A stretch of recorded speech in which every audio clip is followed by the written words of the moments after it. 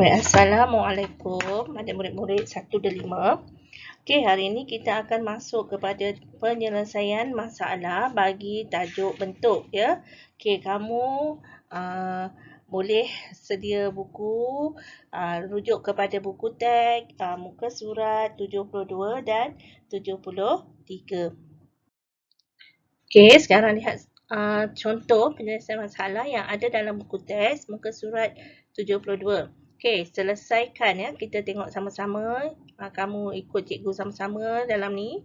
Danish mengambil satu bentuk 3D di dalam kotak. Dalam kotak tu ada satu bentuk 3D.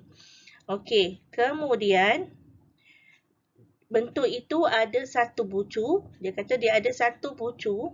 Jadi kamu kena warnakan ke highlight ya. Dia bentuk tu ada satu bucu. Satu je bucu dia.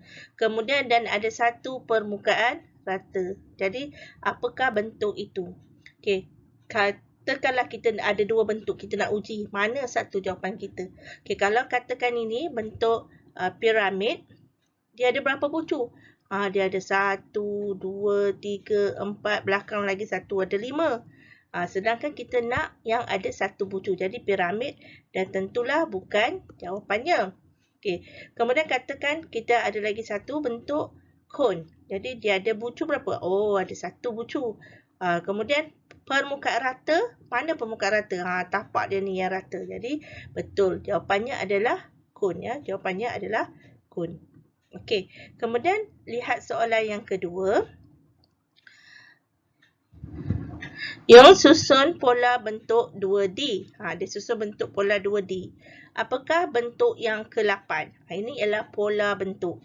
Jadi bentuk yang ke-8 apa? Okey, mula-mula segi 4 tepat, bulat, segi 4 sama, segi 4 tepat, bulat. Balik segi 4 sama, segi 4 tepat, bulat, segi 4 sama. Selepas itu ialah apa? Bentuk yang ke-8. Bentuk yang ke-8 apa? Jadi, adakah bentuk dia apa? Kita boleh tengok di sini. Bentuk dia ialah bulat, segi 4 sama. Lepas segi 4 sama, mesti segi 4 tepat. Dalam ni ialah, dalam ni dia dah buat dah. Sini ialah bulatan. Nampak? Yang ke-8 ialah bulatan. Dalam ni dia ada satu. Dalam gambar yang Yon susun ni, dia ada 1, 2, 3, 4, 5, 6. Jadi, dia nak yang ke-8. Jadi, kamu kena sambung ni ya. 7, ni sampai 9 ni sambung. Yang ke-8 ialah apa? Yang ke-8 ialah bulatan. Okey? Okey, soalan seterusnya dalam buku teks, muka surat 73. Azri pilih dua bentuk 2D. Dia pilih bentuk 2D. Ingat, bentuk 2D ada 4 je. Segi 4 sama, segi 4 tepat, segitiga dan bulatan. Okey, kemudian apa dua bentuk yang dipilih? Dia kata sisi kedua-dua bentuk tu, ni sisi. Dia kedua-dua bentuk tu ialah 7. Pilih sisi kedua-dua bentuk tu ialah 7. Apakah bentuk tu? Maksudnya sisi dia kedua-dua tu maksudnya satu berapa, ada satu berapa. Jadi dua-dua bentuk tu sisinya ada 7. Jadi cubalah lihat di sini. Kalau segi 4 sama, di sisi ada 4, segi 4 tepat pun ada 4. Jadi 8 semua. Kalau ini segi 4 sama ada 4, segi 3 ada 3, jadi 7. Sama juga segi 3 dengan segi 4 tepat ada 7 sisi. Jadi dua bentuk yang dipilih ialah apa? Segi 3 dan segi 4 tepat. Okey. Itu adalah contoh penyelesaian masalah ya.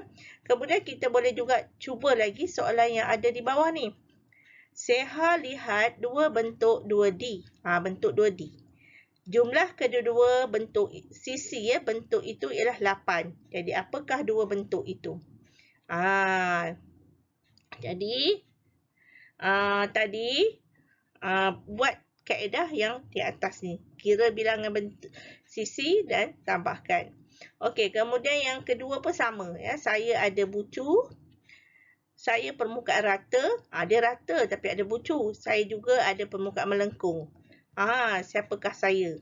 Bulatan ada tak bucu? Tak ada kan? Apa bentuk tu? apa ya? Dia ada permukaan rata, dia ada bucu, dan dia ada permukaan melengkung. Maknanya kalau permukaan melengkung ada bucu, mesti bentuk 3 dimensi. Jadi kamu cuba teka. Okey. Baik, nanti cikgu akan terangkan pula untuk latihan dalam buku latihan aktiviti.